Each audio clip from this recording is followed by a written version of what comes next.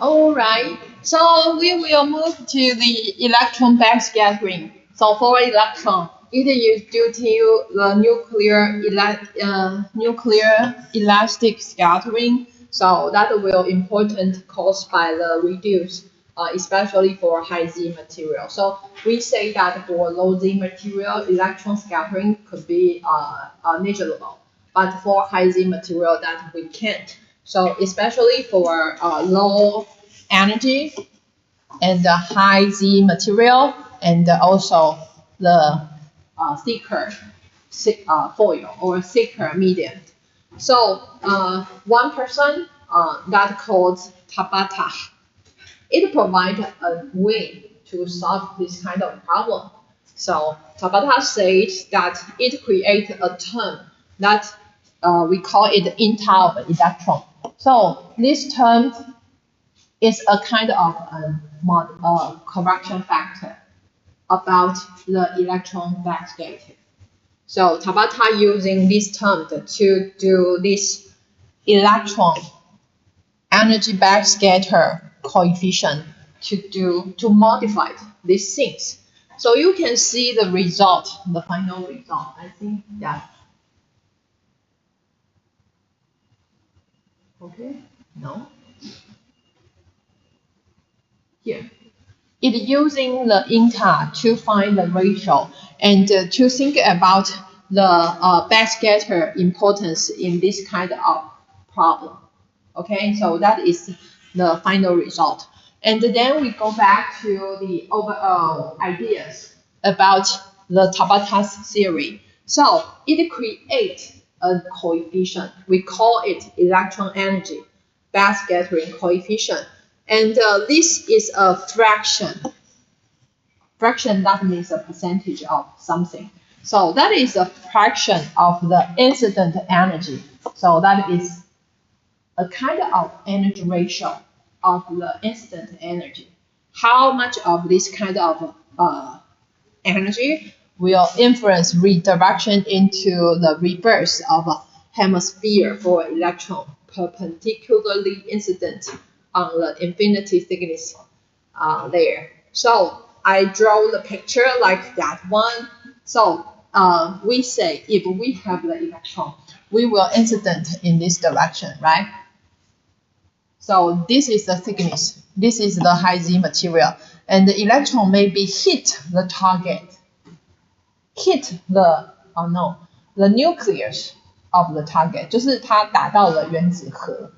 因为它如果它是在空间中的 electron 的话，它其实只是弹，然后就弹出去了这样子。可是如果它撞到的是那个原子核的话，它就会 backscatter. So here it will collide the nucleus of the target.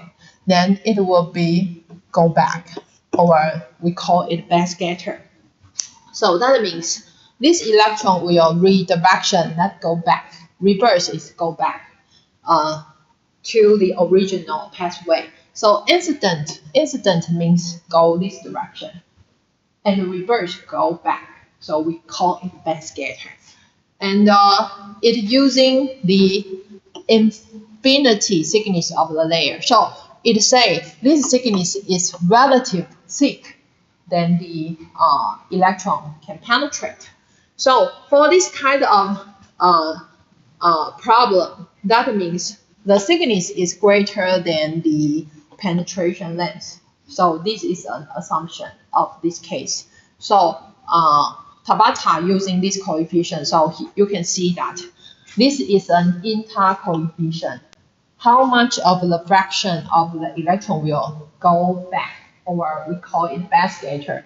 This inter coefficient depends on incident kinetic energy, material atomic number. So why it depends on the target material? That is because higher Z means larger of the nucleus. So the probability will be higher. Okay? And also infinity, I think that is the thickness. So this coefficient is a ratio in this case. And how about, so,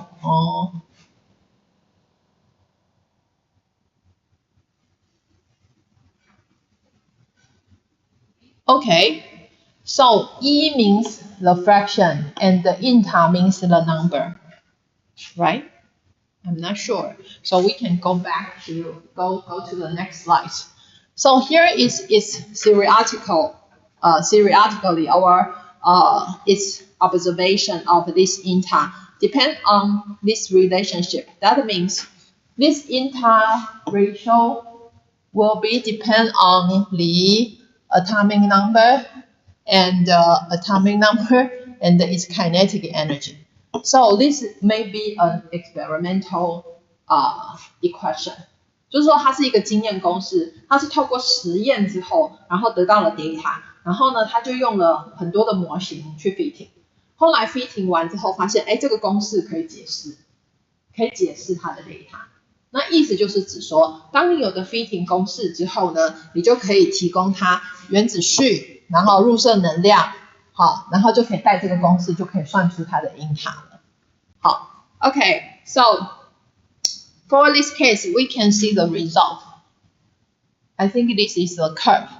So here is the kinetic energy, right? T0, and it also depends on atomic number. So different material has different curve. And this curve is in the previous slide, right? It is an inta equal to blah, blah, blah, blah, blah. And using T, E, and Z, the parameters can calculate the inta. Oh, sorry.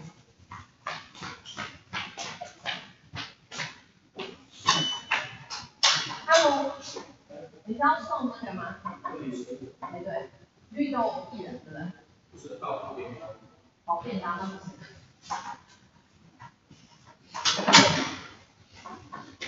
Okay, so here is the result, and here is the ratio of inta for backscatter to the incident energy. Okay, so you can using this term to find that. So the previous slide, the previous equation, this equation can be drawn in this figure. Also, you can think about that. Tabata using the experiment result, I think that may be like this one. And it using this fitting curve can solve this problem. So it offers this equation to you. And you no need to do these experiments. You just need to using your kinetic energy and your atomic number of the target. Then you can calculate to do the estimation of backscatter of the electron estimation. So go back to the content over here. So for the electron with kinetic energy with the 1 MeV and the 2022 MeV, this equation not that good, but it's only underestimated 2%。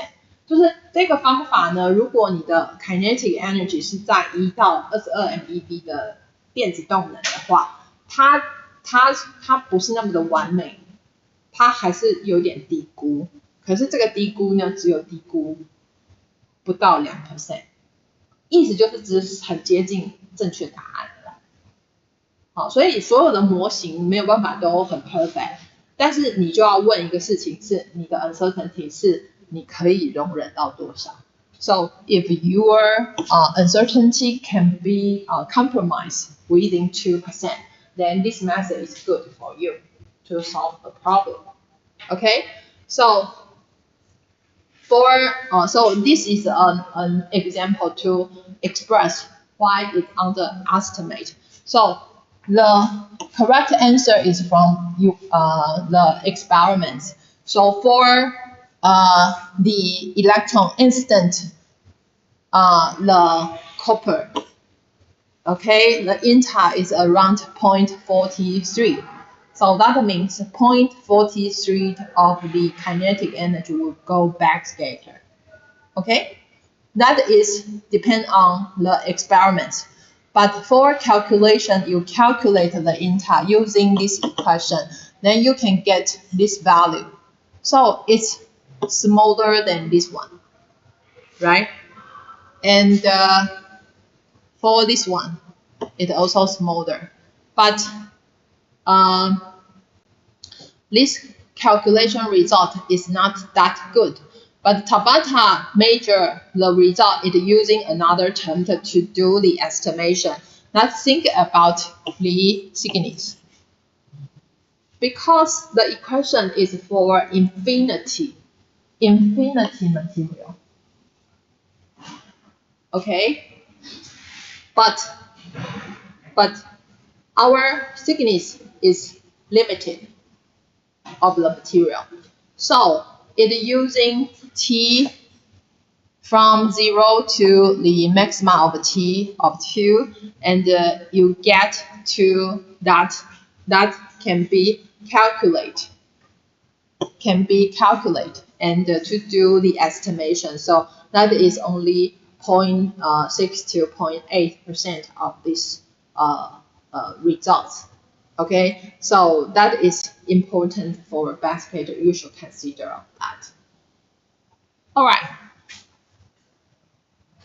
So you can using the backscatter coefficient to calculate, to consider this problem. Okay, so right now we move to another case. Is for heavy charged particle. Another kind of heavy charged particle. Heavy charged particle, we don't need to consider of the range travel and also the delta ray, right? But it has different phenomena. You can see that for the heavy charged particle, if you observe its energy deposit inside the medium, you can see that here is the relative dose. Here is the depth. Here is the depth. That means if you instant your heavy charged particle inside the medium, its energy deposit will be constant in the beginning. So here, the dose will be keep constant. So you can see that if you would like to calculate those, that is the energy, the fluence times the stopping power, right? For the charged particle, and that means this stopping power keeps constant. So the energy deposit is the same. But when the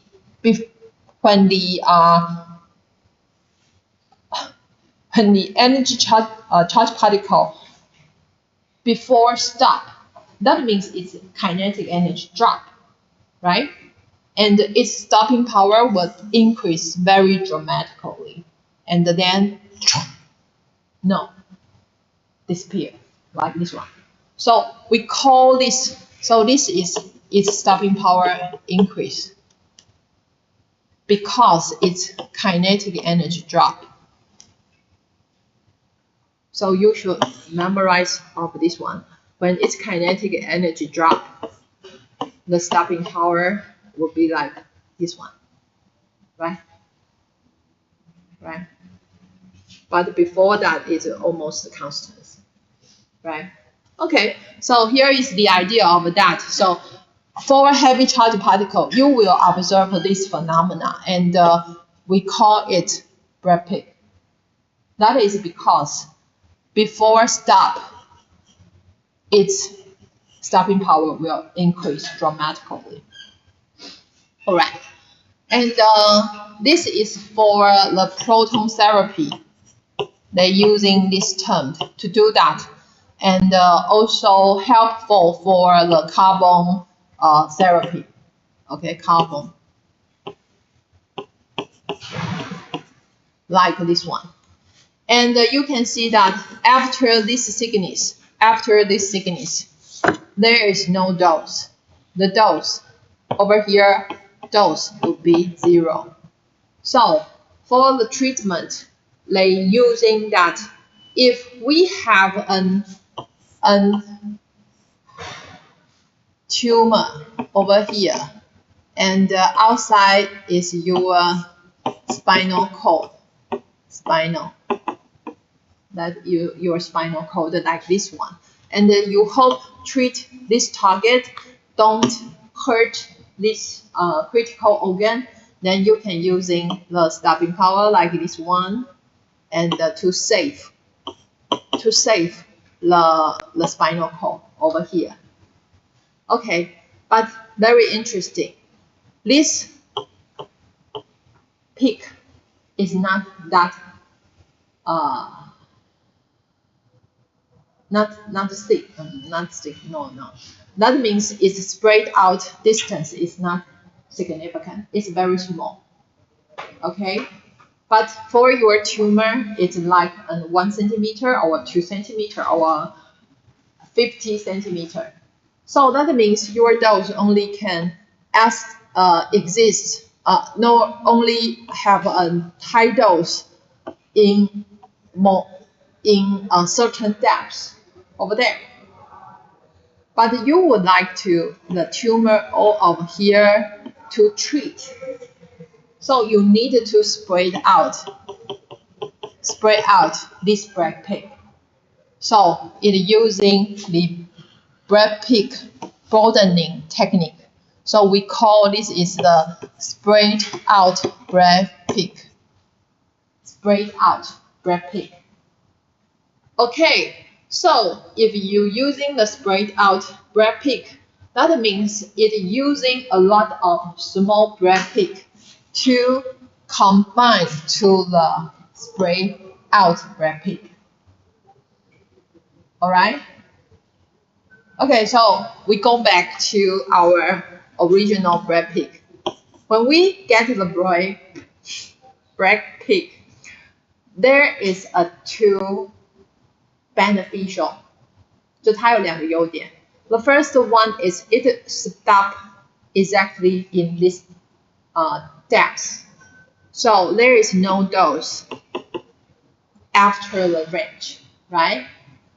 Another one is this incident dose over here is relatively small than the peak.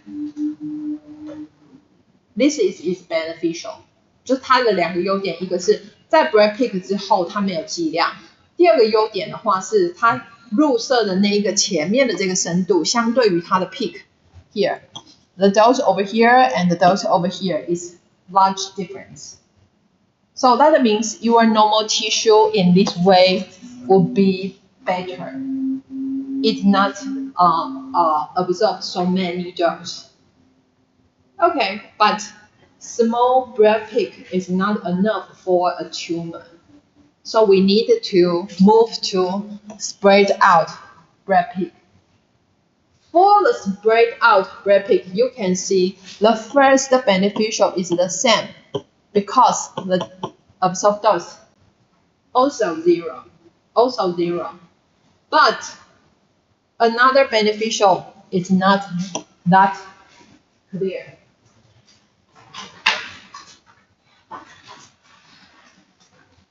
It's not that clear.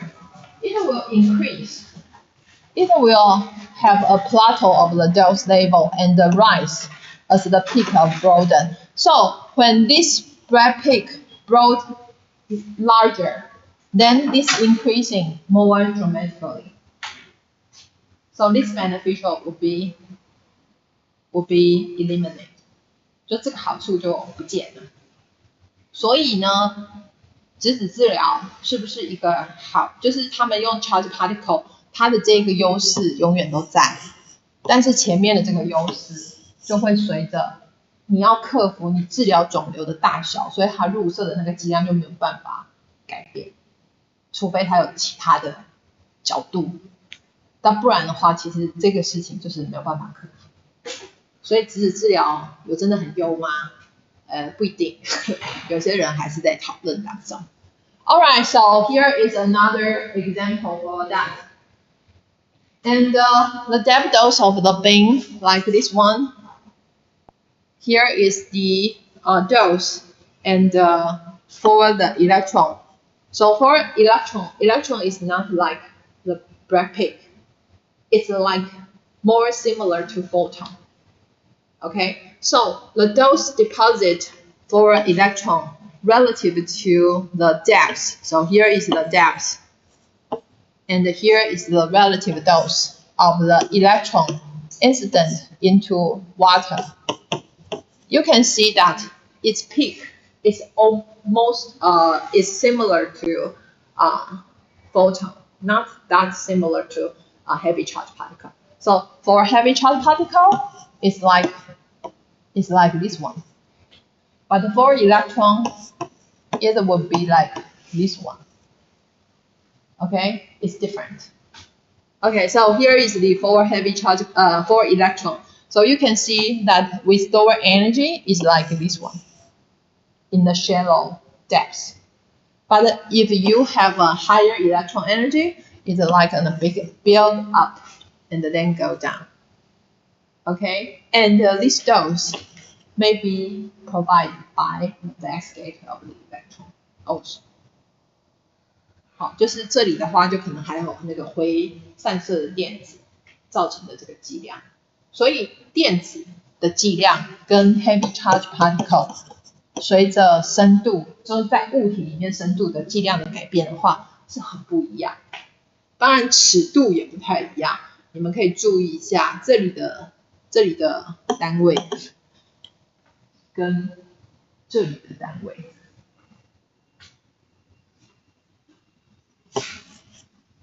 Here is 225, right? And here is 4, only 7. So actually, I draw the wrong picture if they are in the same scale. If it is in the same scale, maybe you can think about the 40 MeV. So you can compare. If you get the 40 MeV heavy charge particle and also 40 MeV electron, you can draw their relative dose plot. 40 MeV is in here, right? But how about 40 MeV of the proton? You can check its range. Right now, please check it to find the NIST using your Google. Okay? To find its range. You find the NIST. And to find out its range. Okay? Right now, please. 我们现在赶快来做一下，就是请你查一下，我们现在已经知道14 MeV 的电子呢，大概就走7公分左右，在这里。好，那请问14 MeV 的质子会走多深？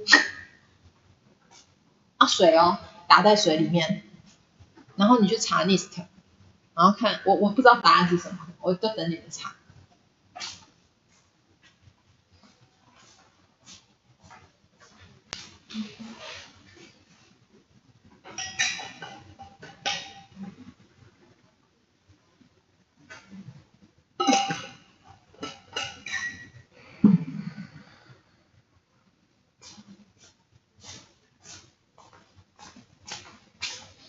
有人查到吗？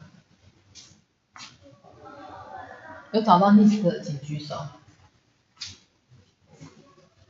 你不知道 NIST 是什么的，请举手。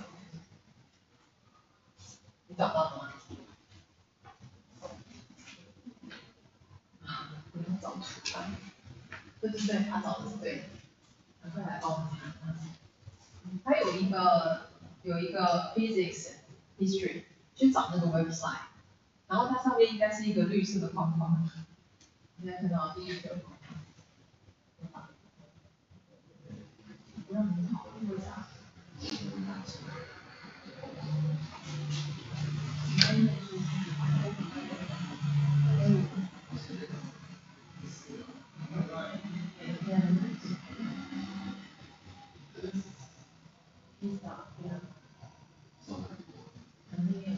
对啊，可以。好，按我也不知道，可以。对。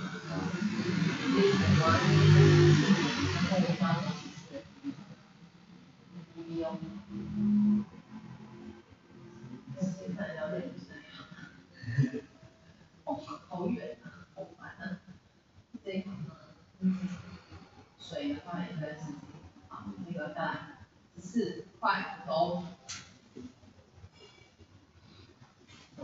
这个已经反来了，最多的0.2，看到位置0.224哦，我的妈呀，0.224，呼。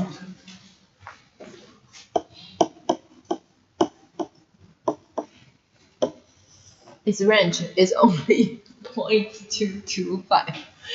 Okay, so if you draw the dose, so you compare this curve, is electron, right? Is 7.